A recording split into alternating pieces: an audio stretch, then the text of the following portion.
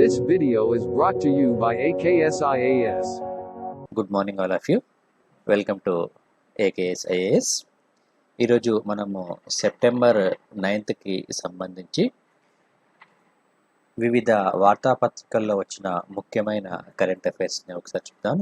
ఈ current affairs అనేది మీకు తెలుగు న్యూస్ పేపర్స్ అయిన ఈనాడు మరియు సాక్షి నుంచి, అదేవిధంగా ఇంగ్లీష్ న్యూస్ పేపర్స్కి సంబంధించి హిందూ మరియు ఇండియన్ ఎక్స్ప్రెస్లో ఈ కరెంట్ అఫైర్స్ని సేకరించడం జరిగింది. సో ఈ కరెంట్ అఫైర్స్ అనేది మీకు UPSC civil service examinations prelims point of వ్యూలో మరియు ఏపీపీఎస్సి మరియు టీఎస్పీఎస్సి నిర్వహించే గ్రూప్ 1 మరియు గ్రూప్ 2 ఎగ్జామ్స్కి ప్రిలిమ్స్ ఓరియంటేషన్లో, ఇతర కాంపిటేటివ్ ఎగ్జామ్స్ ఏవైతే ఉన్నాయో ఎస్ఎస్సి, సిజిఎల్, క్లాట్ వంటి అన్ని రకాల ఎగ్జామ్స్కి ఈ కరెంట్ అఫైర్స్ ఉపయోగపడే విధంగా ఇక్కడ డిస్కస్ చేయడం జరుగుతుంది. సో ఇక్కడ ఈ కరెంట్ అఫైర్స్ యొక్క ప్రత్యేకత ఏంటంటే, సో తెలుగు మీడియం అభ్యర్థులకు వచ్చేసి ఇంగ్లీష్ న్యూస్ పేపర్స్ అయిన హిందూ మరియు ఇండియన్ ఎక్స్ప్రెస్ అనేది టర్మినాలజీ కొంచెం కష్టంగా ఉంటుంది. సో దానిని తెలుగు మీడియం అభ్యర్థులకు మరింత ఈజీగా అర్థమయ్యే విధంగా ఇక్కడ ఎక్స్ప్లెయిన్ చేయడం జరుగుతుంది. సో ఈ విధంగా ఎక్స్ప్లెయిన్ చేయడం వలన మీకు యూపీఎస్సి సివిల్ సర్వీస్ రాసే అభ్యర్థులు ఎవరైతే ఉంటారో, సో ఆ అభ్యర్థులకు మరింత ఉపయోగపడే అవకాశం అనేది ఉంటుంది. కాబట్టి ఈ కరెంట్ అఫైర్స్ని మీరు రెగ్యులర్గా ఫాలో అవ్వండి. సో ఈ కరెంట్ అఫైర్స్కి సంబంధించి మీకు ఖచ్చితమైన సమాచారంతో పాటు దానికి సంబంధించిన బ్యాక్గ్రౌండ్ సబ్జెక్ట్ అనాలిసిస్ కూడా ఇక్కడ మీకు ఇవ్వడం జరుగుతుంది. కాబట్టి సో ఇటు సబ్జెక్టు పరంగాను ఇటు కరెంట్ అఫైర్స్ పరంగాను రెండింటికి ఈ వీడియో అనేది ఉపయోగపడే అవకాశం ఉంటుంది. కాబట్టి ఖచ్చితంగా మీరు నోట్స్ రెగ్యులర్గా రాసుకోండి. నోట్స్ అనేది మనకు చాలా చాలా ఇంపార్టెంట్. సో ఎందుకంటే మనము నోట్స్ రాసుకునేటప్పుడు మనకు ఈజీగా మనకు మెమరీలో గుర్తుండిపోతుంది. ఎగ్జామినేషన్ టైంలో మనకు ఆ నోట్స్లో ఉన్న కంటెంట్ ఏదైతే ఉందో మన చేత్తో రాసుకున్న కంటెంట్ అది మనకు ఈజీగా మెమరీలోకి వస్తుంది. కాబట్టి సో నోట్స్ అనేది మీరు ఖచ్చితంగా ఫాలో అవ్వాలి. సో ఇది ఈ కరెంట్ అఫైర్స్కి సంబంధించి. సో ముఖ్యంగా తెలుగు మీడియం అభ్యర్థులను దృష్టిలో ఉంచుకొని ఇంగ్లీష్ పేపర్స్ అనాలిసిస్ కూడా ఇక్కడ చేయడం జరుగుతుంది. కాబట్టి సో రెగ్యులర్గా దీన్ని ఫాలో అవ్వండి. ఇక ఈరోజు కరెంట్ అఫైర్స్లోకి వెళ్ళే ముందు నిన్న ఇచ్చిన క్వశ్చన్స్ ఏవైతే ఉన్నాయో ఆ క్వశ్చన్స్కి ఫస్ట్ నేను ఆన్సర్స్ ఎక్స్ప్లెయిన్ చేస్తాను. సో ఫస్ట్ క్వశ్చన్ కనుక ఒకసారి మనం గమనిస్తే, డబ్ల్యూటీఓకి సంబంధించి ఈ క్రింది వాటిని పరిశీలించండి అని మనకి ఇక్కడ 2 స్టేట్మెంట్స్ ఇవ్వడం జరిగింది. సో మొదటి స్టేట్మెంట్ ఒకసారి తీసుకుంటే, దేశాల మధ్య వాణిజ్య నియమాలను నిర్వహించే ఏకైక ప్రపంచ అంతర్జాతీయ సంస్థ ఇది అని మొదటి స్టేట్మెంట్ ఇవ్వడం జరిగింది. రెండవ స్టేట్మెంట్ వచ్చేసి, ఇందులో సాధారణ మండలికి నిర్ణయాలు తీసుకునే అధికారం ఉంటుంది అని ఇక్కడ మనకు సెకండ్ స్టేట్మెంట్ ఇవ్వడం జరిగింది. పై వాక్యాలలో సరికాని వాటిని గుర్తించండి. సో మనకు డబ్ల్యూటీఓ అనేది ఎకానమీలో మనం చదువుకుంటాం, వరల్డ్ ట్రేడ్ ఆర్గనైజేషన్కి సంబంధించి. సో ఇది ప్రపంచ వాణిజ్య సంస్థ ఇది. సో ఇది దేశాల మధ్య వాణిజ్యానికి సంబంధించి నియమాలను నిర్వచించడం అనేది జరుగుతుంది. దాంతోపాటు సో వివిధ దేశాల మధ్య వాణిజ్య వ్యవహారాలను నిర్వహించే ఏకైక ప్రపంచ అంతర్జాతీయ సంస్థగా మనం దీన్ని చెప్పుకోవచ్చును, వరల్డ్ ట్రేడ్ ఆర్గనైజేషన్ని. కాబట్టి ఇది మనకు కరెక్ట్ స్టేట్మెంట్గా చెప్పుకోవచ్చు. ఇది ఈ ఫస్ట్ స్టేట్మెంట్ ఏదైతే ఉందో ఇది మనకు కరెక్ట్ స్టేట్మెంట్.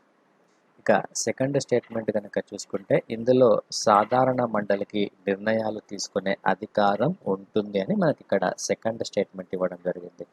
ఈ సెకండ్ స్టేట్మెంట్ కనుక మనం గమనిస్తే, సో ఈ వాణిజ్యానికి సంబంధించి లేకపోతే ఇతర ఏ అంశాలైనా కానీ నిర్ణయాలు తీసుకునే అధికారం ఇక్కడ సాధారణ మండలికి ఉండదు.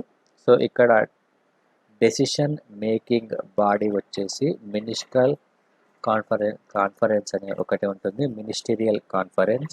సో దానికి నిర్ణయాలు తీసుకునే సర్వాధికారము కలిగి ఉంటుంది. కాబట్టి మనకు ఇది రాంగ్ స్టేట్మెంట్గా చెప్పుకోవచ్చును. సో ఇందులో దీని ప్రకారం మనం ఆన్సర్ కనుక చూసుకుంటే, బి అనేది ఇక్కడ కరెక్ట్ ఆప్షన్ ఇక్కడ. సో WTO అనేది మనకు చాలా చాలా ఇంపార్టెంట్ ఎకానమీ పాయింట్ ఆఫ్ వ్యూలో. సో ఖచ్చితంగా ఒక క్వశ్చన్ అయితే అడిగే అవకాశం ఉంటుంది గ్రూప్ 1 గ్రూప్ 2లో. ఏదైనా కాంటెంపరీ ఇష్యూ వచ్చినా కూడా ఈ WTO పరంగా సో దానికి సంబంధించిన సమాచారం కూడా మీరు సేకరించి పెట్టుకోవాలి. సో ఇక సెకండ్ క్వశ్చన్ ఒకసారి మనం గమనిస్తే, భారత ఎన్నికల సంఘం నూతన కమిషనర్గా అశోక్ లవాసా నియమింపబడ్డారు అని మొదటి స్టేట్మెంట్ ఇవ్వడం జరిగింది. ఇక సెకండ్ స్టేట్మెంట్, పార్టీల మధ్య వచ్చే వివాదాలను పరిష్కరించే అధికారము ఎన్నికల సంఘానికి ఉండదు అని మనకి ఇక్కడ రెండు స్టేట్మెంట్స్ ఇవ్వడం జరిగింది. ఇది మనము పాలిటీలో చదువుకుంటాం. ఎలక్షన్ కమిషన్కి సంబంధించి దాని యొక్క అర్హతలు విధులకు సంబంధించి మనము చదువుకుంటాము. సో అయితే ఇక్కడ భారత ఎన్నికల సంఘానికి ఇటీవల నూతన కమిషనర్గా ఎవరు నియామకం అయ్యారనేది మనకు చాలా చాలా ఇంపార్టెంట్. సో ఇక్కడ మనకు ఈ స్టేట్మెంట్ కనుక ఒకసారి మనం పరిశీలిస్తే, మొదటి స్టేట్మెంట్, సో భారత ఎన్నికల సంఘం యొక్క నూతన కమిషనర్గా ఇక్కడ ఎవరు నియామకమయ్యారంటే రాజీవ్ కుమార్ ఇటీవల నియమించడం జరిగింది, అశోక్ లవాసా కాదు.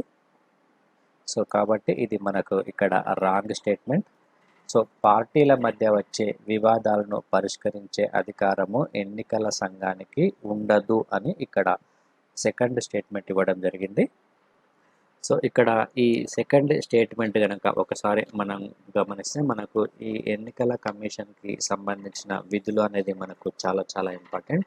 సో మనకు ఈ ఎలక్షన్స్లో పాల్గొనే పార్టీలు ఏవైతే ఉంటాయో ఆ పార్టీల మధ్య వచ్చే వివాదాలు ఏవైతే ఉంటాయో ఆ వివాదాలను విచారించి పార్టీల యొక్క వాదనలు విని వీటిని పరిష్కరించే అధికారము ఎలక్షన్ కమిషన్కు ఉంటుంది. సో దీనినే మనము క్వాసి జ్యుడిషియల్ పవర్స్గా మనం చెప్పుకోవచ్చును. అర్ధ న్యాయ సంబంధమైన అధికారాలుగా ఎలక్షన్ కమిషన్కు ఈ పార్టీల మధ్య వచ్చే వివాదాలను పరిష్కరించే అధికారం అనేది ఉంటుంది. కాబట్టి ఇక్కడ ఉండదు అని మనకు ఇక్కడ స్టేట్మెంట్ ఇవ్వడం జరిగింది. సో దీని ప్రకారం చూసుకుంటే ఇది రాంగ్ స్టేట్మెంట్. ఇక్కడ అధికారం అనేది ఎలక్షన్ కమిషన్కు ఉంటుంది.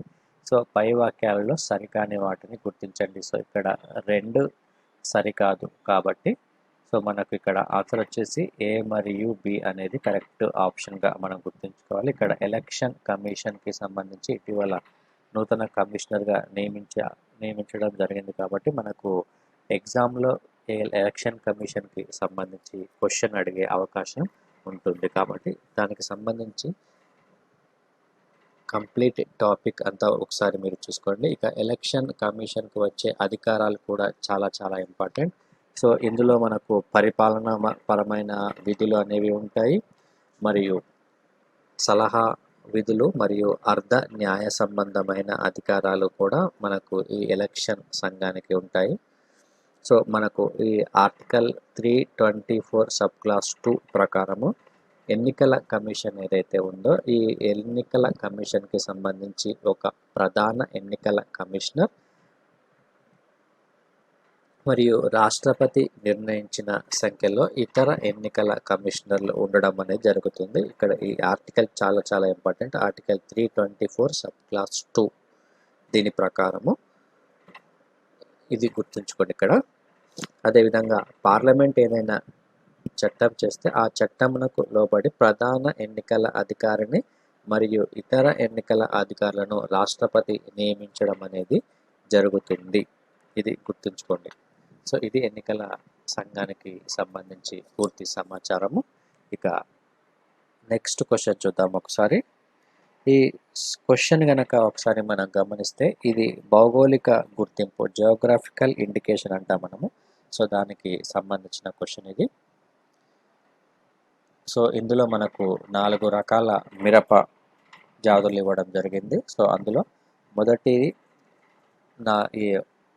ఇవి గమనిస్తే ఒకసారి మనము బైడాగి చిల్లి, గుంటూరు సన్నం చిల్లి, మిజో చిల్లి, బివాపూర్ చిల్లి. సో ఇందులో ఏ మిరపకు భౌగోళిక గుర్తింపు లభించింది అనేది మనకు ఇక్కడ ఇవ్వడం జరిగింది. సో ఇక్కడ ఉన్న ఈ 4 రకాలు ఏవైతే ఉన్నాయో సో ఈ 4కి భౌగోళిక గుర్తింపు అనేది లభించింది. ఇది గుర్తుంచుకోండి. సో మనకి ఇక్కడ ఆప్షన్ వచ్చేసి ABCD. సో ఇక్కడ ఈ బైడాగి చిల్లీ అనేది కర్ణాటకకు సంబంధించిన మిరప రకం ఇది. సో గుంటూరు సన్నం చిల్లీ అనేది ఆంధ్రప్రదేశ్ రాష్ట్రానికి సంబంధించింది. ఇక మిజో చిల్లీ అనేది మిజోరాంకి సంబంధించింది. బివాపూర్ అనేది మహారాష్ట్రకి సంబంధించిన చిల్లీగా మనం చెప్పుకోవచ్చును. సో కాబట్టి ఈ 4కి భౌగోళిక గుర్తింపు అనేది లభించింది. సో ఇక ఈరోజు మనము కరెంట్ అఫైర్స్ కనుక ఒకసారి చూసుకుంటే మొదటి టాపిక్లో digital divide shadows post pandemic education అని మనకు ఒక న్యూస్ ఇక్కడ ఇవ్వడం జరిగింది.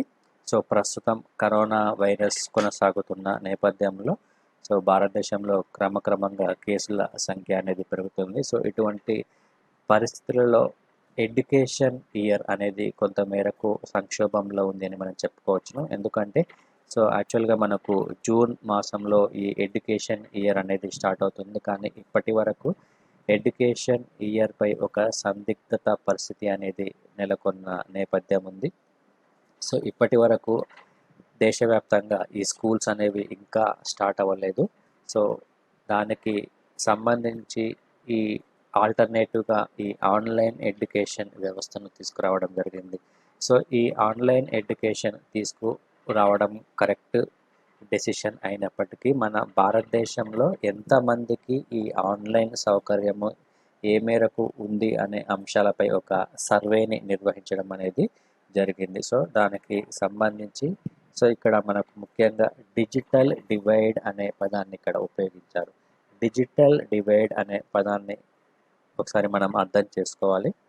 సో ఈ పదం యొక్క మీనింగ్ వచ్చేసి డిజిటల్ డివైడ్ అంటే సో మన భారతదేశంలో ఈ డిజిటల్ రంగానికి సంబంధించి ముఖ్యంగా కంప్యూటర్, టీవీ వంటి ఇంటర్నెట్ వంటి సదుపాయాలు ఎవరెవరికి అందుబాటులో ఉన్నాయి అనే అంశాన్ని మనకు ఇక్కడ తెలియజేస్తుంది. సో పేద మరియు ధనిక వర్గాల మధ్య ఉన్న ఈ డిజిటల్ డివైడ్ ఏ విధంగా ఉంది అనే అంశం ఇక్కడ మనకు తెలియజేయడం అనేది జరుగుతుంది.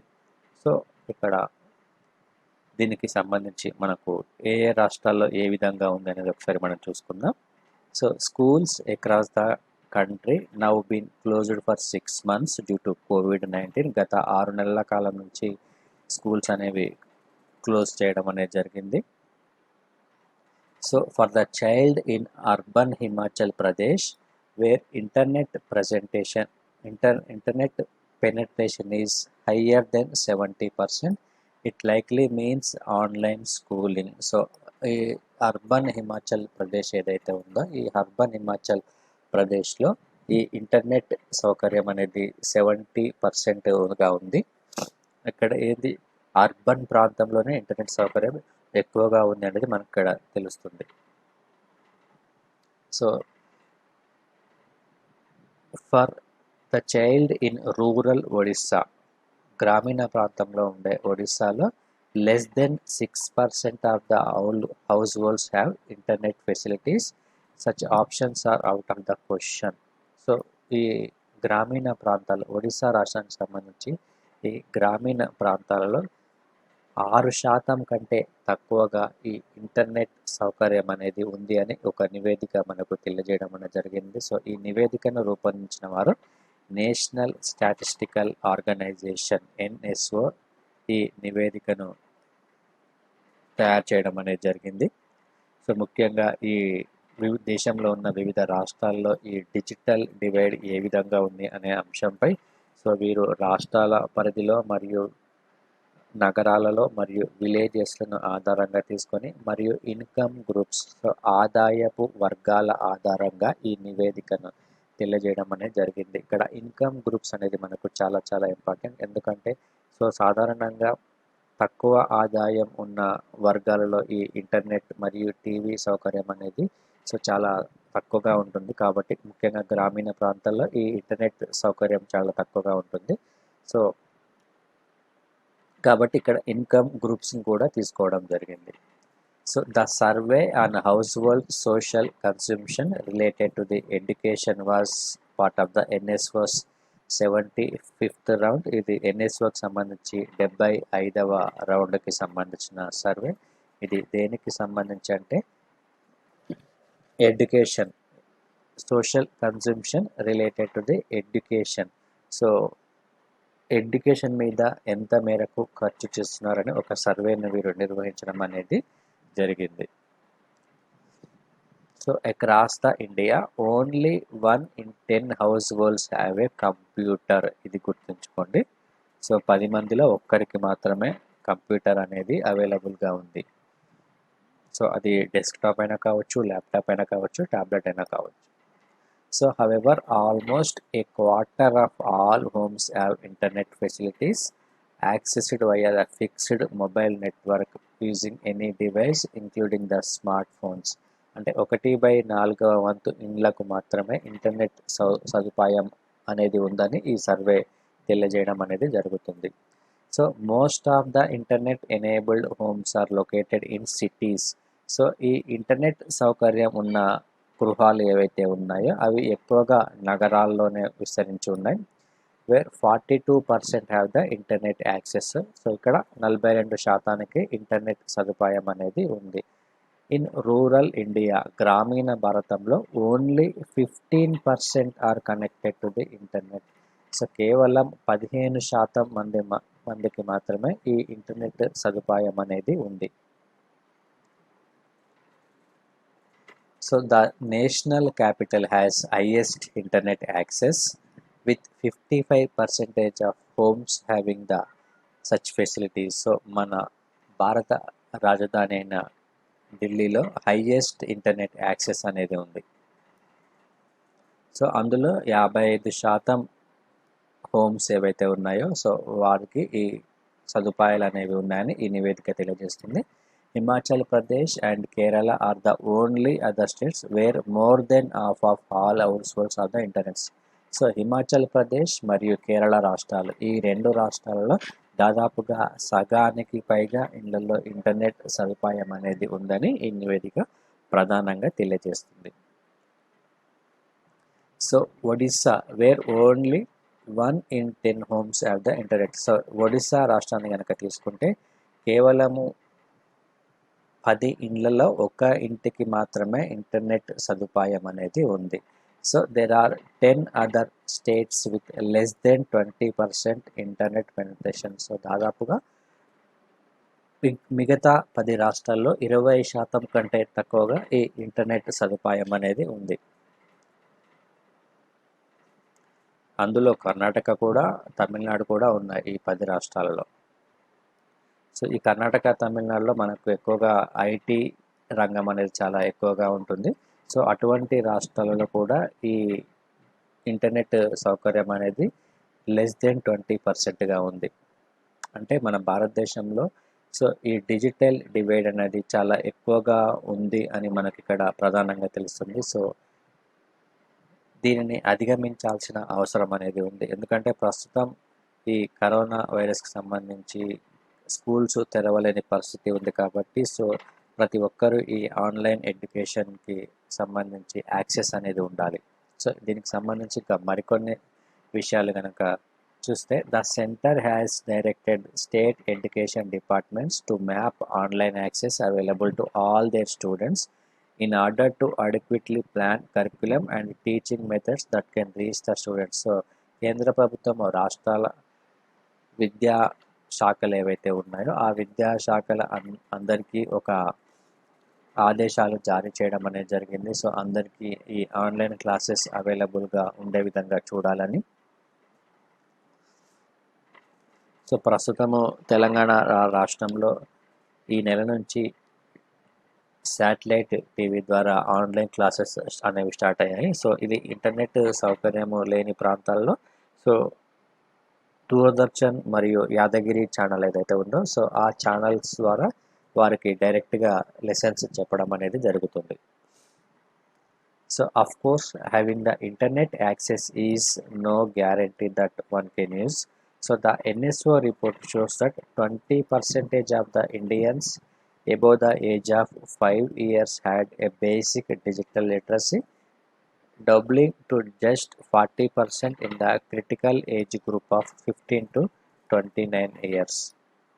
సో ఇక్కడ ఈ డిజిటల్ లిటరసీకి సంబంధించి ఇక్కడ ఏం చెప్తుందంటే 20% of the Indians above the age of 5 years, 5 సంవత్సరాల కంటే ఎక్కువగా ఉన్న వారిలో బేసిక్ డిజిటల్ లిటరసీ అనేది ఈ 20% కంటే ఎక్కువగా ఉందని ఇక్కడ ఈ నివేదిక తెలియజేస్తుంది.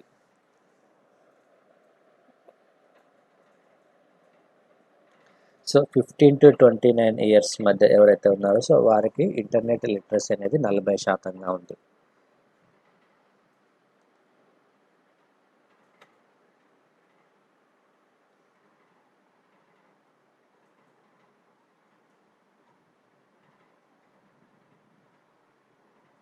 సో ప్రస్తుతం ఈ డిజిటల్ రంగంలో దూసుకుపోతున్న భారతదేశము సో మరింతగా దీనిని విస్తరించాల్సిన అవసరం అనేది ఉంది. సో పట్టణ గ్రామీణ ప్రాంతాలు అనే తేడా లేకుండా సో ప్రతి ఒక్క ప్రాంతంలో ఈ ఇంటర్నెట్ సౌకర్యాలను కల్పించాల్సిన బాధ్యత అనేది భారత ప్రభుత్వంపై ఉంది.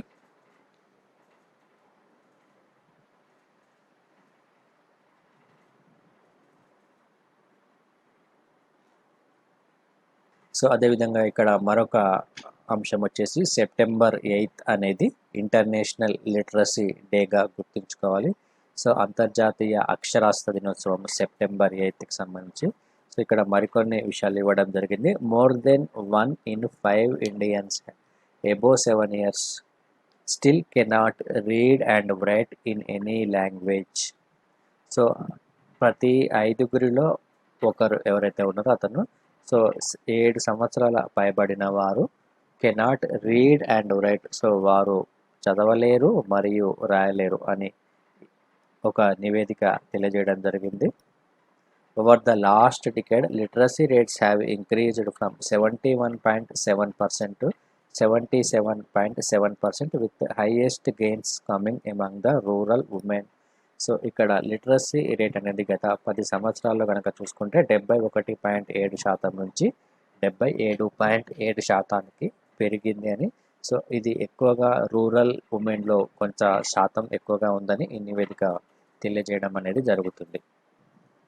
సో ఇక స్టేట్ వైజ్ లిటరసీ రేట్ కనుక ఒకసారి మనం చూసుకుంటే ఆంధ్రప్రదేశ్ రాష్ట్రం ఏదైతే ఉందో ఆంధ్రప్రదేశ్ రాష్ట్రము లోయెస్ట్ లిటరసీ రేటుగా ఉంది. దేశంలోనే లోయెస్ట్ లిటరసీ రేట్ అంటే అతి తక్కువ అక్షరాస్యతగా ఉంది ఆంధ్రప్రదేశ్ రాష్ట్రంలో. సో ఎంత ఉందంటే 66.4%గా ఉంది. So significantly lower than the less developed states such as Chhattisgarh, Jharkhand, Uttar Pradesh, Bihar.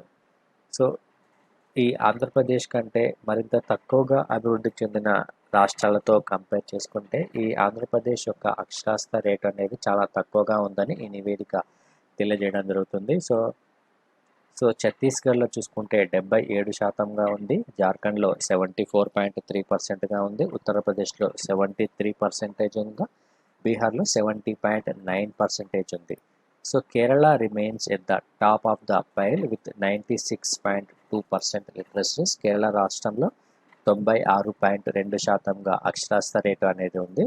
ఆ తర్వాత వచ్చేసి ఢిల్లీ 88.7% సెకండ్ ప్లేస్లో ఉంది, ఉత్తరాఖండ్ 87.6% థర్డ్ ప్లేస్లో ఉంది, హిమాచల్ ప్రదేశ్ 86.6%గా ఫోర్త్ ప్లేస్లో ఉంది. ఇది మనకు చాలా చాలా ఇంపార్టెంట్, గుర్తుంచుకోండి examination point of view. So next topic కనుక తీసుకుంటే Madhya Pradesh has largest acreage under the organic cultivation. So centre for science and environment ఒక నివేదికను విడుదల చేయడం జరిగింది. ఆ నివేదిక ఆధారంగా మధ్యప్రదేశ్లో ఈ ఆర్గానిక్ కల్టివేషన్ ఏదైతే ఉందో ఈ ఆర్గానిక్ కల్టివేషన్ అనేది చాలా ఎక్కువగా ఉందని ఈ నివేదిక తెలియజేయడం అనేది జరుగుతుంది. So Madhya Pradesh has the largest acreage of agricultural land under the organic cultivation, followed by the Rajasthan and Maharashtra. Second place వచ్చేసి రాజస్థాన్, థర్డ్ ప్లేస్ మహారాష్ట్ర ఉంది ఈ ఆర్గానిక్ కల్టివేషన్లో. సో ఆర్గానిక్ కల్టివేషన్ అంటే సేంద్రియ వ్యవసాయం అని మనం గుర్తుంచుకోవాలి. సేంద్రియ వ్యవసాయం అంటే సో ఎటువంటి రసాయన పరమైన ఎరువులు మరియు పురుగుల మందులు వాడకుండా కేవలం ప్రకృతి సిద్ధంగా తయారు చేసిన ఎరువులను వాడి వ్యవసాయాన్ని చేయడమే సేంద్రియ వ్యవసాయం అని మనం చెప్పుకుంటాం. సో ఇక్కడ ఈ సేంద్రియ వ్యవసాయానికి సంబంధించి centre for science and environment ఒక నివేదికను విడుదల చేయడం అనేది జరిగింది. సో అందులో మధ్యప్రదేశ్ మొదటి స్థానంలో ఉంటే రాజస్థాన్ సెకండ్ ప్లేస్లో ఉంది, మహారాష్ట్ర థర్డ్ ప్లేస్లో ఉంది. So Madhya Pradesh top the list with 0.76 million hectares of area under the organic cultivation. Madhya Pradesh రాష్ట్రంలో 0.76 మిలియన్ హెక్టార్లలో ఈ సేంద్రియ వ్యవసాయం అనేది కొనసాగుతుంది. సో మొత్తంగా భారతదేశంలో 27% ఈ ఆర్గానిక్ కల్టివేషన్ అనేది కొనసాగుతుంది. మొత్తం భారతదేశ వ్యాప్తంగా చూసుకుంటే the top 3 states Rajasthan, Maharashtra are the other two account for about half of the area under the organic cultivation. So ఈ రాజస్థాన్ మరియు మహారాష్ట్రలో సెకండ్ మరియు థర్డ్ ప్లేస్లో ఉన్నాయి. సో మొత్తంగా టాప్ 10 స్టేట్స్ కనుక తీసుకుంటే దాదాపుగా 80% వరకు ఈ సేంద్రియ వ్యవసాయాన్ని చాలా ఎక్కువ హెక్టార్లలో సాగు చేయడం అనేది జరుగుతుంది. అంటే దాదాపుగా 80%కి పైగా అంటే ఈ టాప్ 10 స్టేట్స్ అనేది ఇక్కడ గుర్తుంచుకోండి.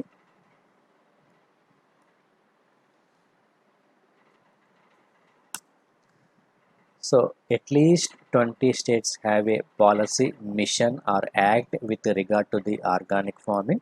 సో మన భారతదేశంలో ఉన్న మొత్తం రాష్ట్రాల్లో కనీసం 20 రాష్ట్రాల్లో ఈ సేంద్రియ వ్యవసాయ విధానానికి సంబంధించి ఆయా రాష్ట్ర ప్రభుత్వాలు విధి విధానాలను రూపొందించడం జరిగింది. దానికి సంబంధించిన చట్టాలను కూడా చేయడం అనేది జరిగింది.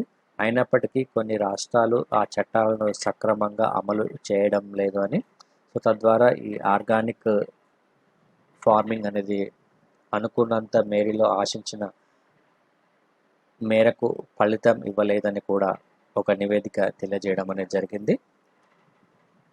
So for example Karnataka and Kerala have had organic policy since 2004 and 2010. So Karnataka మరియు కేరళ రాష్ట్రాలు ఒక ఆర్గానిక్ పాలసీని రూపొందించడం అనేది జరిగింది ఈ సేంద్రియ వ్యవసాయ విధానానికి సంబంధించి. సో కర్ణాటక 2004లో ఈ విధానాన్ని తీసుకొస్తే కేరళ 2010లో తీసుకురావడం జరిగింది. అయినప్పటికీ సో ఈ రాష్ట్రాలలో 1.1% అండ్ 2.7%గా మాత్రమే ఉంది ఈ సేంద్రియ వ్యవసాయ విధానం అనేది. అంటే చాలా తక్కువగా ఉంది. 2004 అంటే దాదాపుగా ఇప్పటికీ ఒక 16 సంవత్సరాలు కావాల్సి వస్తుంది. సో అయినప్పటికీ కర్ణాటకలో కేవలం 1.1%గానే ఉంది. ఇక కేరళలో తీసుకుంటే 2.7%గా ఉంది ఈ సేంద్రియ వ్యవసాయం అనేది. So Rajasthan which have formulated their policy recently have covered significant area. So ఈ కర్ణాటక మరియు కేరళ రాష్ట్రాలు 2004-2010లో ఈ విధానాలు తీసుకువచ్చినప్పటికీ ఈ రాజస్థాన్ రాష్ట్రం ఏదైతే ఉందో ఈ రాజస్థాన్ రాష్ట్రం కేవలం రీసెంట్గానే దీనికి సంబంధించి ఒక పాలసీని తీసుకురావడం అనేది జరిగింది. ప్రస్తుతం అది సెకండ్ ప్లేస్లో కొనసాగుతుంది రాజస్థాన్ రాష్ట్రం అనేది.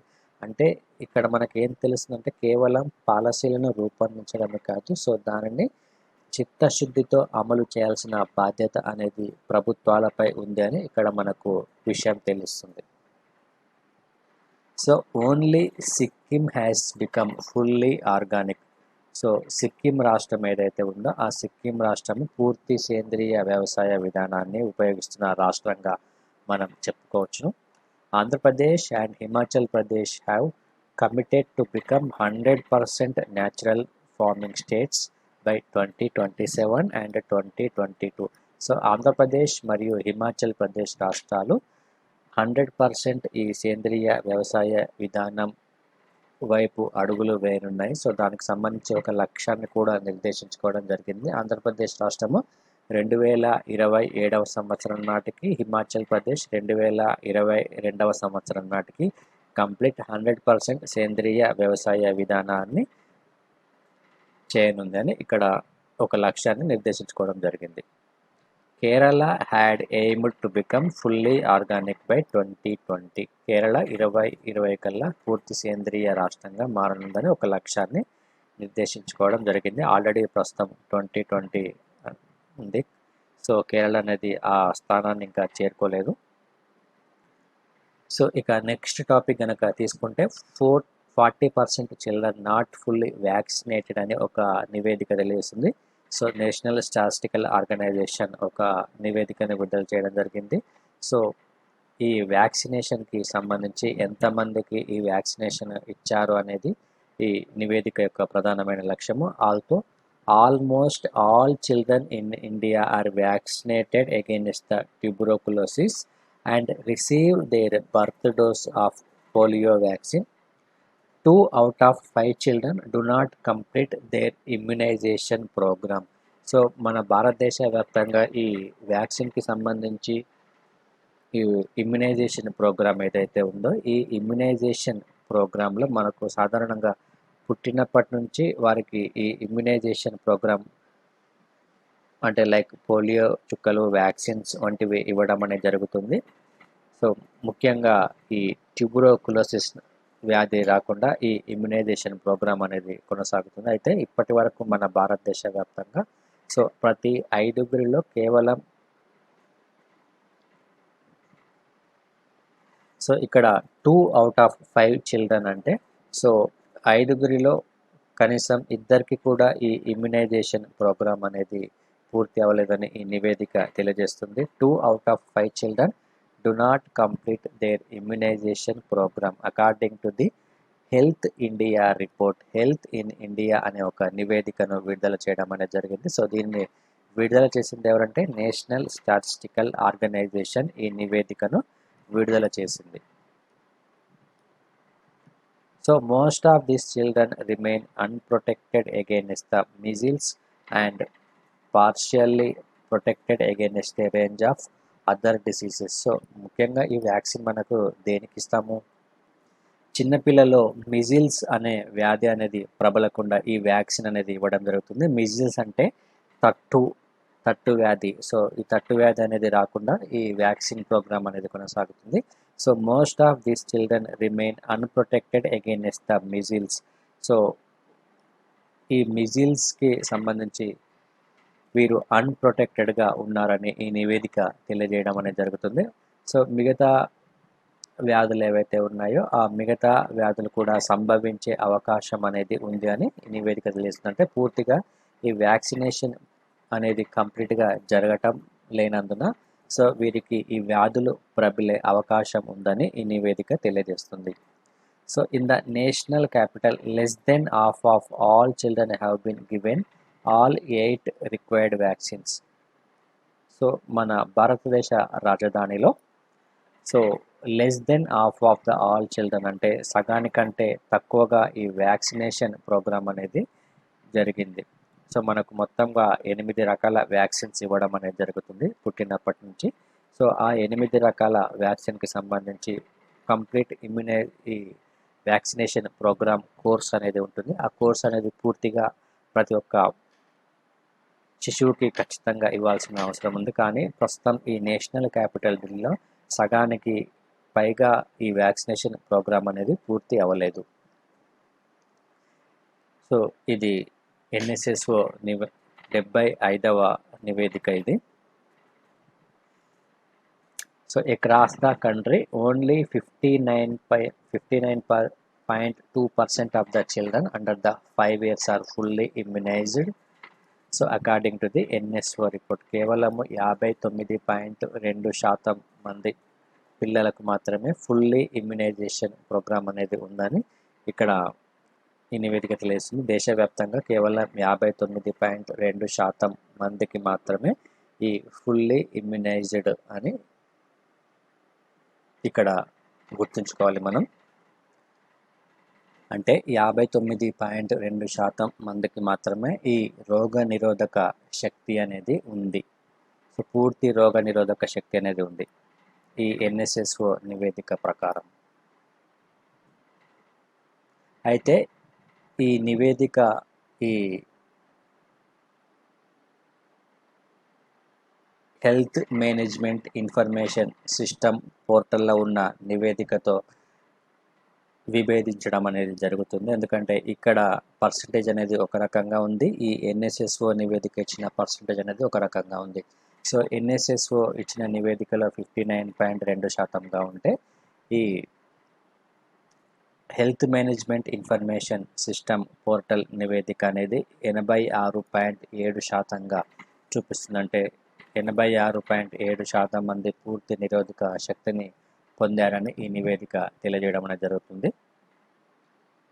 సో అదేవిధంగా మనకి ఇక్కడ ఎగ్జామినేషన్ పాయింట్ ఆఫ్ వ్యూ వచ్చేసి ఈ టీకాలకు సంబంధించిన ఈ కంప్లీట్ చార్ట్ ఒకసారి చూసుకోండి. మొత్తం మనకు పుట్టినప్పటి నుంచి 8 రకాల వ్యాక్సిన్స్ డోసెస్ అనేది ఇవ్వడం అనేది జరుగుతుంది.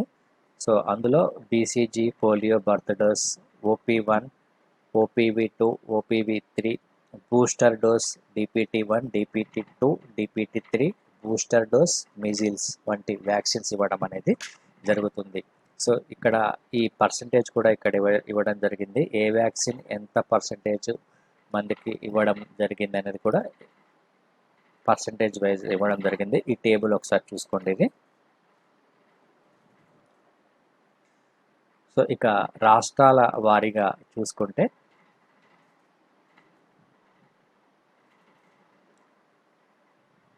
మణిపూర్ 75%గా, ఆంధ్రప్రదేశ్ 73.6%, మిజోరం 73.4%గా ఉంది ఈ ఇమ్యునైజేషన్ ప్రోగ్రామ్ను అమలు చేస్తున్న రాష్ట్రాలలో. అంటే పూర్తి రోగ నిరోధక శక్తి అనేది ఈ రాష్ట్రాల శిశువుల్లో మనం చూడవచ్చును. సో ఎక్కువగా మణిపూర్, సెకండ్ ప్లేస్లో ఆంధ్రప్రదేశ్, థర్డ్ ప్లేస్లో మిజోరాం ఉంది. సో తక్కువగా కనుక చూసుకుంటే నాగాల్యాండ్ కేవలం 12%గానే ఉంది. ఆ తర్వాత పుదుచ్చేరి 34%గా ఉంది, త్రిపుర 39.6%గా ఉంది. అంటే చాలా తక్కువగా ఇక్కడ ఇమ్యునైజేషన్ ప్రోగ్రామ్ అనేది కొనసాగుతుంది మనం చెప్పుకోవచ్చు. సో ఇక నెక్స్ట్ టాపిక్ కనుక చూసుకుంటే తూర్పు లడాఖ్లో చైనా కాల్పులని మరొక వార్త ఇక్కడ ఇవ్వడం జరిగింది. సో ప్రస్తుతం ఈ చైనా భారత్ వివాదం అనేది గత రెగ్యులర్గా మనకు న్యూస్లో వస్తుంది. సో ఇక్కడ తూర్పు లడాఖ్లో ఉన్న రెజాంగ్ లా అనే పర్వత శిఖర మార్గంలో ఇక్కడ మక్ఫారి అనే ఒక ప్లేస్ ఉంటుంది. ఈ ప్లేస్ చాలా ఇంపార్టెంట్. ముక్ఫారి వద్ద ఉన్న భారత చెక్ పోస్ట్ ఏదైతే ఉందో, సో అక్కడ ఈ చైనాకు సంబంధించిన ఈ సైనికులు దాడులు చేయడానికి ప్రయత్నించడం అనేది జరిగింది. సో ఇక్కడ ఈ ప్లేస్ గుర్తుంచుకోండి, మనకి examination point of view place చాలా ఇంపార్టెంట్. రెజాంగ్లా పర్వత శిఖర మార్గంలోని ముక్ఫారి వద్ద. ఈ రెజాంగ్లా పర్వత శిఖరం కూడా ఒకసారి మీరు మ్యాపింగ్లో చూసుకోండి ఇక్కడ.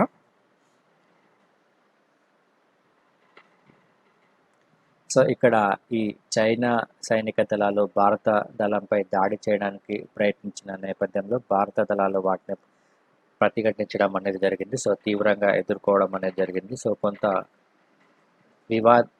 ఉద్రిక్త పరిస్థితి నెలకొంది అని ఇక్కడ చెప్పుకోవచ్చిన ప్రస్తుతము భారత్ మరియు చైనా దేశాల మధ్య. సో గత కొంతకాలం నుంచి ఇరు దేశాల మధ్య ఈ చర్చలు కొనసాగుతున్నప్పటికీ చైనా తన యొక్క సైన్యాన్ని భారత్ వైపు మరింతగా ముందుకు తోడడం జరుగుతుంది. కాబట్టి సో ఇది ఏ మేరకు ఎటువంటి పరిణామాలకు తీసుకెళ్తుందో మనం భవిష్యత్తులో చూడాల్సిన అవసరం అనేది ఉంది.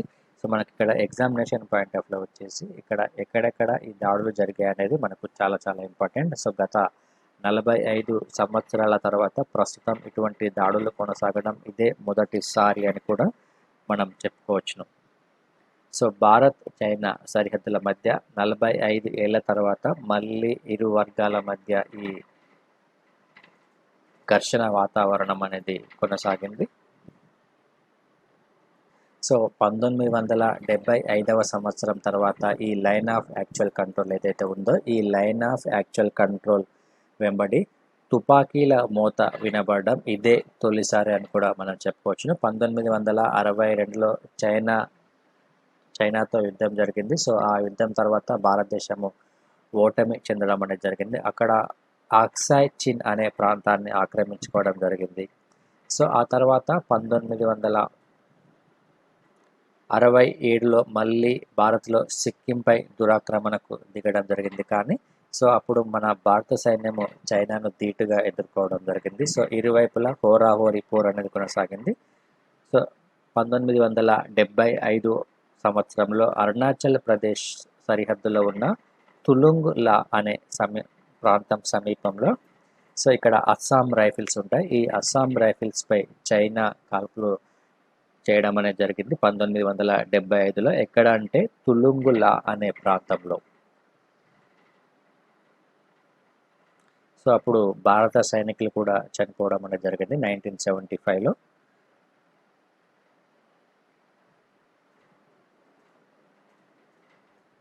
ఆ తర్వాత 1988లో రాజీవ్ గాంధీ చైనాను పర్యటించడం అనేది జరిగింది. సో ఇక్కడ ఈ పర్యటనకు వెళ్ళినప్పుడు ఈ సరిహద్దు ఏదైతే ఉందో దాదాపుగా 3500 కిలోమీటర్ల పొడవున ఉన్న ఈ సరిహద్దులో ఇక్కడ శాంతి స్థాపన కోసము అనేక చర్చలు అనేది కొనసాగించడం అనేది జరిగింది. సో చర్చలకు మొట్టమొదటిసారిగా శ్రీకారం చుట్టిన వ్యక్తి రాజీవ్ గాంధీ అని మనం చెప్పుకోవచ్చు 1988 సంవత్సరంలో.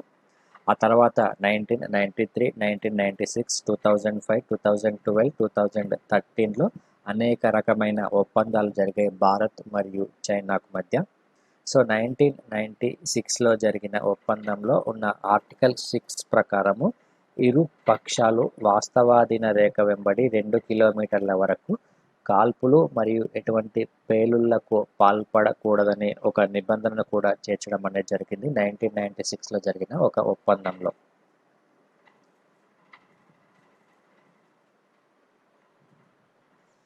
సో ఇక్కడ దీనికి సంబంధించి మీకు మ్యాపింగ్ ఇక్కడ ఇవ్వడం జరిగింది.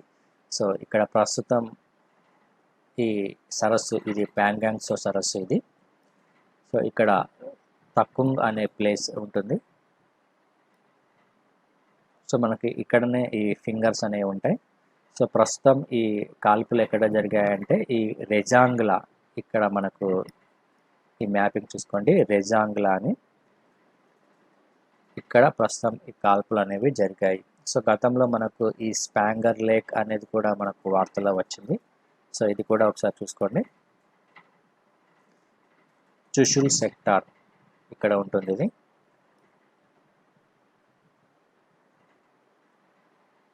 సో ఈ రెజాంగ్లా అనేది మనకు ఈ వాస్తవాధీన రేఖ వెంబడి ఉంటుంది ఈ రెజాంగ్లా అనేది.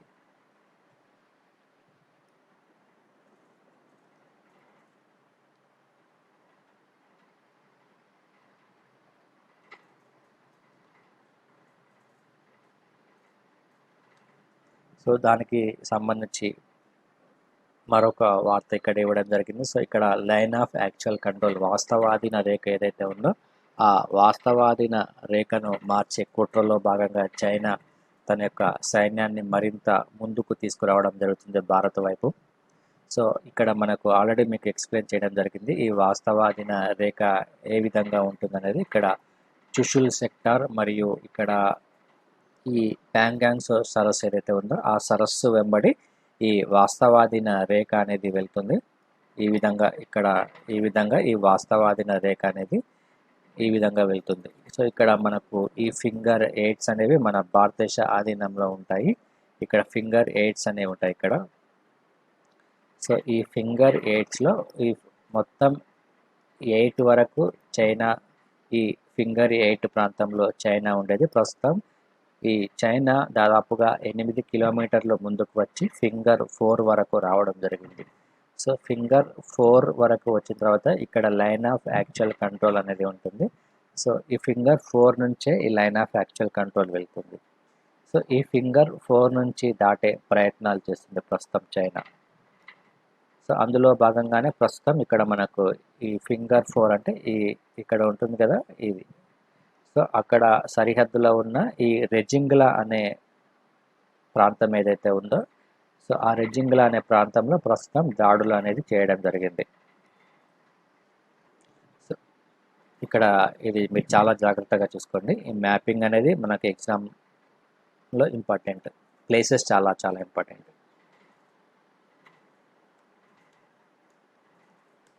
సో ఇక నెక్స్ట్ టాపిక్ తీసుకుంటే ఖగోళ శాస్త్రవేత్త గోవింద్ స్వరూప్ మృతి అనే ఒక వార్త ఇవ్వడం జరిగింది. సో ఇతను ప్రముఖ ఖగోళ శాస్త్రవేత్త ప్రొఫెసర్ గోవింద్ స్వరూప్. సో ఇతను నిన్న మరణించడం జరిగింది.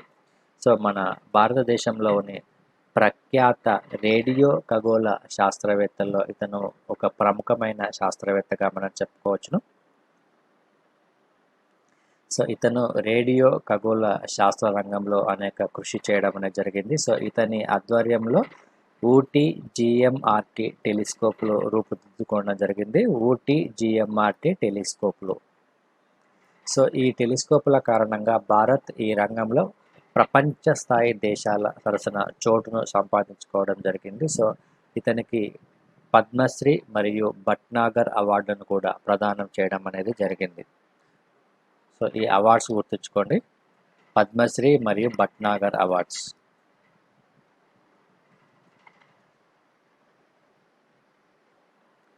ఇక నెక్స్ట్ టాపిక్ తీసుకుంటే భారత గళాన్ని ప్రపంచం వింటోంది అనే ఒక వార్త మనకి ఇక్కడ ఇవ్వడం జరిగింది. సో ఇక్కడ world listening to India's more says PM same news మనకు ఇంగ్లీష్లో హిందూ పేపర్లో ఇవ్వడం జరిగింది. సో ఇక్కడ పత్రికా గేట్ను ఆవిష్కరించడం జరిగింది. సో ప్రధానమంత్రి నరేంద్ర మోడీ వీడియో కాన్ఫరెన్స్ ద్వారా జైపూర్లో పత్రికా గేట్ను ప్రారంభించారు. సో దీనిని నిర్మించింది ఎవరంటే గులాబ్ కొఠారి. దానికి సంబంధించి ఇది ఒక గేట్. ఇది ఒక రాజస్థాన్ జైపూర్లో ఉన్న ఒక ప్రఖ్యాతమైన గేట్గా మనం చెప్పుకోవచ్చును. So the iconic gate build as a monument under mission Anupam. So mission Anupam అనే కార్యక్రమంలో భాగంగా ఈ గేట్ని రూపొందించడం అనేది జరిగింది. ఇది ఎక్కడ ఉంటుందంటే జైపూర్లో ఉంటుంది. సో జైపూర్ డెవలప్మెంట్ అథారిటీ కిందకి వస్తుంది ఇది.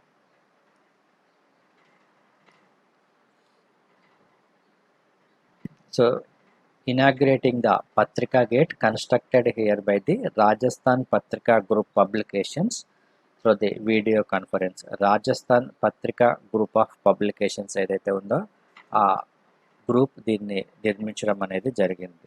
అదేవిధంగా ఇక్కడ 2 బుక్స్ను కూడా రిలీజ్ చేయడం జరిగింది. గులాబ్ కొఠారి రచించిన సంవాద్ ఉపనిషత్ మరియు అక్షర యాత్ర అనే 2 పుస్తకాలను కూడా ఇతను ఆవిష్కరించడం అనేది జరిగింది. ఈ బుక్స్ గుర్తుంచుకోండి, ఇక్కడ ఎవరు రాశారు అనేది. అదేవిధంగా ఈ పత్రికా గేట్ కూడా గుర్తుంచుకోండి. ఇది ఎక్కడ ఉంది అంటే రాజస్థాన్లోని జైపూర్లో ఉంటుంది.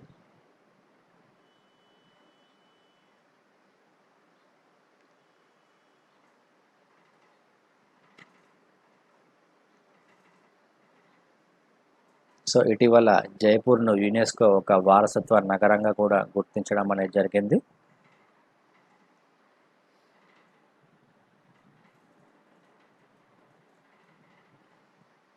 ఇక నెక్స్ట్ టాపిక్ తీసుకుంటే 220 గిగావాట్లకు చేరుకుంటాం అని ప్రధానమంత్రి పునరుత్పాదక విద్యుత్ ఉత్పత్తిపై ఒక ప్రకటన చేయడం అనేది జరిగింది. సో భారత పర్యావరణ అనుకూల ఇంధన విద్యుత్ ఉత్పత్తి సామర్థ్యాన్ని ప్రస్తుతం 134 గిగావాట్ల నుంచి 2022 సంవత్సరం నాటికి 220 గిగావాట్లకు చేరుకునే సామర్థ్యం ఉందని సో భారత ప్రధానమంత్రి ఒక ప్రకటన చేయడం అనేది జరిగింది. అదేవిధంగా దీనికి సంబంధించి దీన్ని మరింత పురోగతి చేయడానికి టారిఫ్లు మరింతగా తగ్గాల్సిన అవసరం కూడా ఉందని కూడా ఇక్కడ ప్రకటించడం అనేది జరిగింది. సో ఇక్కడ మనకు న్యూఢిల్లీలో ప్రపంచ తొలి సోలార్ సదస్సు జరగడం జరిగింది. సో దానికి సంబంధించి నిన్న మీకు ఆల్రెడీ న్యూస్ ఎక్స్ప్లెయిన్ చేయడం జరిగింది. సో ఇంటర్నేషనల్ సోలార్ అలయన్స్ ఈ సోలార్ సదస్సును నిర్వహిస్తుంది ప్రస్తుతం ఢిల్లీలో.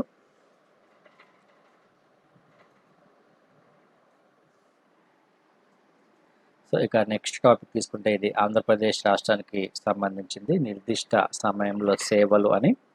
సో స్పందన అనే కార్యక్రమంలో భాగంగా ఆంధ్రప్రదేశ్ రాష్ట్రంలో పలు పథకాలపై ఆంధ్రప్రదేశ్ రాష్ట్ర ముఖ్యమంత్రి ఒక దిశా నిర్దేశం చేయడం అనేది జరిగింది.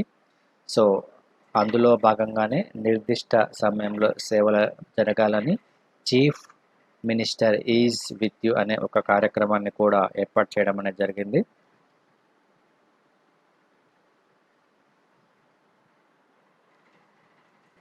సో ఇందులో ముఖ్యంగా కొన్ని వ్యాఖ్యలు చేయడం జరిగింది.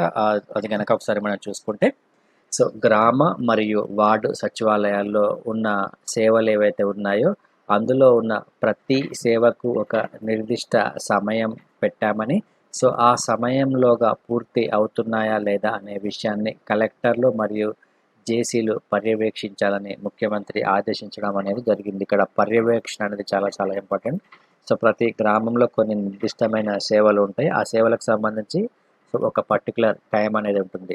సో ఆ టైంలో అవి పూర్తవుతున్నాయా లేదా అన్న అంశాన్ని కలెక్టర్లు మరియు జేసీలు పర్యవేక్షించాలి. ఇది గుర్తుంచుకోండి, మనకు ప్రిలిమ్స్ పాయింట్ ఆఫ్ వ్యూలో ఇంపార్టెంట్. సో ఈ పర్యవేక్షణ ఆధారంగానే ఇక్కడ కలెక్టర్లు మరియు జేసీల యొక్క పనితీరును పరిగణలోకి తీసుకుంటామని సో ఇక్కడ ముఖ్యమంత్రి స్పష్టం చేయడం అనేది జరిగింది. సో ఇక్కడ ఎవరైతే అర్హులు ఉంటారో ప్రభుత్వ పథకాలకు సంబంధించిన అర్హులు, సో వారికి అర్హత ఉన్నప్పటికీ నిర్దిష్ట సమయంలో వారికి సేవలు గనక అందకపోతే దానికి పూర్తి బాధ్యత కలెక్టర్లు మరియు జేసీలదే.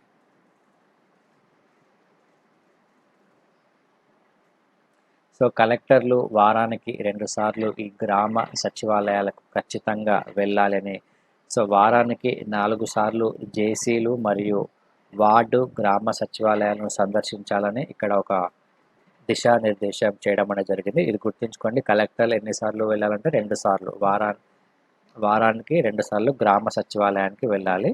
అదేవిధంగా వారానికి 4 సార్లు జేసీలు వార్డు మరియు గ్రామ సచివాలయాలను సందర్శించాలి. సో సంబంధిత విభాగాల అధిపతులు అంటే హెచ్ఓడీస్ మరియు కార్యదర్శులు కూడా గ్రామ వార్డు సచివాలయం నెలకు 2 సార్లు సందర్శించాలి. సో ఇది ఖచ్చితంగా జరగాలని ముఖ్యమంత్రి ఆదేశించడం జరిగింది.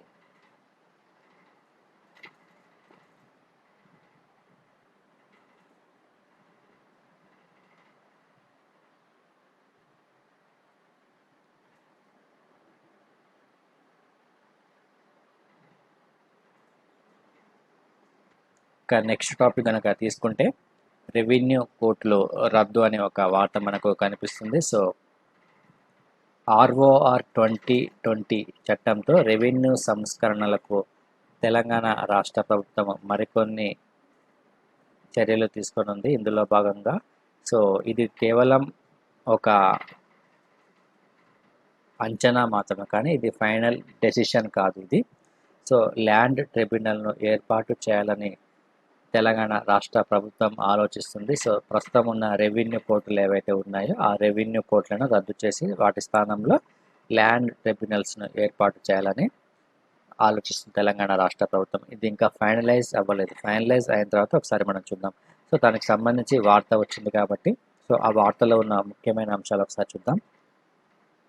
సో ఈ రెవెన్యూకి సంబంధించి ఈ భూములకు సంబంధించి వాద్యాలు కొనసాగుతుండడము మరియు క్షేత్రస్థాయిలో భూ వివాదాలు పెరుగుతుండడంపై ప్రభుత్వము దృష్టిని కేంద్రీకరించి సో వీటిని వేగంగా మరియు పారదర్శకంగా తీర్పులు వచ్చేలా రెవెన్యూ కోర్టుల స్థానంలో ల్యాండ్ ట్రిబ్యునల్ను ఏర్పాటు చేయాలని తెలంగాణ రాష్ట్ర ప్రభుత్వం నిర్ణయించింది.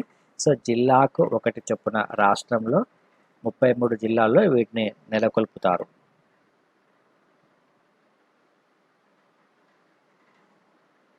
సో అందులో భాగంగానే తెలంగాణ రాష్ట్ర ప్రభుత్వం నూతన రెవెన్యూ చట్టాన్ని కూడా తీసుకురానుంది.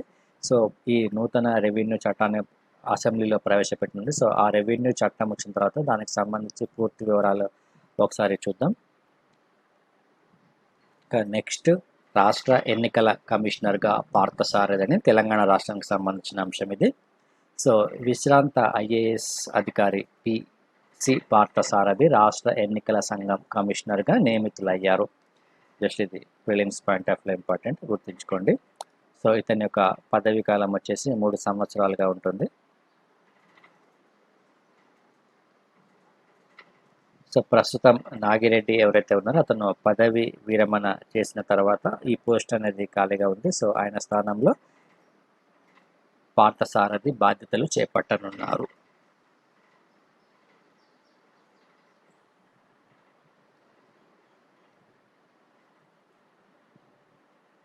ఇక ఈరోజు క్వశ్చన్స్ ఒకసారి చూద్దాం. ఈ క్రింది వాటిని పరిశీలించండి. ప్రాథమిక విధులను ఐరిష్ రాజ్యాంగం నుంచి స్వీకరించాం. స్వరణ్ సింగ్ కమిటీ సూచనల మేరకు ప్రాథమిక విధులను భారత రాజ్యాంగంలో చేర్చారు. 42వ రాజ్యాంగ సవరణ ద్వారా 8 ప్రాథమిక విధులను చేర్చారని మనకి ఇక్కడ 3 స్టేట్మెంట్స్ ఇవ్వడం జరిగింది. అందులో సరైన వాటిని గుర్తించండి. ఇక సెకండ్ క్వశ్చన్, ఈ క్రింది వాటిని పరిశీలించండి. ఐఎన్ఎస్ విక్రాంత్ స్వదేశీ పరిజ్ఞానంతో తయారు చేసిన విమాన వాహక నౌక. సెకండ్ స్టేట్మెంట్, ఐఎన్ఎస్ విక్రమాదిత్యను రష్యా నుంచి దిగుమతి చేసుకున్నాం. ఇక మూడవ స్టేట్మెంట్, భారత నావికాదళం కేవలం ఒక విమాన వాహక నౌకనే ఉపయోగిస్తుంది. సో పై వాక్యాలలో సరికాని వాటిని గుర్తించండి. ఇక థర్డ్ క్వశ్చన్ ఒకసారి చూసుకుంటే, ఇటీవల వార్తల్లో ప్రముఖంగా వచ్చిన స్ట్రైప్డ్ హెయిర్ స్ట్రీక్ మరియు ఎల్యూజివ్ ప్రింట్స్ దేనికి సంబంధించినవి? కింద 4 ఆప్షన్స్ ఇవ్వడం జరిగింది. పశ్చిమ కనుమలలో కనిపించే సీతాకోక చిలుకల జాతులు, అరుణాచల్ ప్రదేశ్లో కనిపించే సీతాకోక చిలుకల జాతులు. థర్డ్ ఆప్షన్ వచ్చేసి అరుణాచల్ ప్రదేశ్లో గుర్తించబడిన విషరహిత పాముల జాతులు. డి, అరుణాచల్ ప్రదేశ్లో గుర్తించబడిన విషపూరిత సాలెపురుగుల జాతులని 4 ఆప్షన్స్ ఇవ్వడం జరిగింది. ఇందులో కరెక్ట్ ఆన్సర్ గుర్తించండి. సో ఇది మనకు ఈరోజు మొత్తం ఓవరాల్గా ఉన్న కరెంట్ అఫైర్స్ మరియు క్వశ్చన్స్. సో ఈ క్వశ్చన్స్కి మీరు ఖచ్చితంగా ప్రాక్టీస్ చేయండి. మీకు ప్రాక్టీస్ చేసే కొద్దీ క్వశ్చన్స్ అనేవి మీకు అలవాటు అవుతాయి. సో తద్వారా మీకు ఈజీగా గుర్తుండే అవకాశం ఉంటుంది క్వశ్చన్స్ ప్రాక్టీస్ చేయడం వలన. సో ఇక ఏకేఎస్ ఐఏఎస్ అందించే కోర్సెస్ వివరాలు కనుక ఒకసారి మనం చూస్తే, యూపీఎస్సి సివిల్ సర్వీస్ ఎగ్జామినేషన్స్కి general studies prelims cum mains coaching అనేది జరుగుతుంది. ఇది ఇంటిగ్రేటెడ్ కోచింగ్, ప్రిలిమ్స్ మరియు మెయిన్స్. సో దాంతోపాటు మీకు ప్రిలిమ్స్లో సపరేట్గా సెకండ్ పేపర్ అనేది ఉంటుంది. సెకండ్ పేపర్ సీశాట్ ఉంటుంది. ఆ సీశాట్కి సంబంధించిన కోర్స్ కూడా మీకు ఏకేఎస్ ఐఏఎస్ అందిస్తుంది.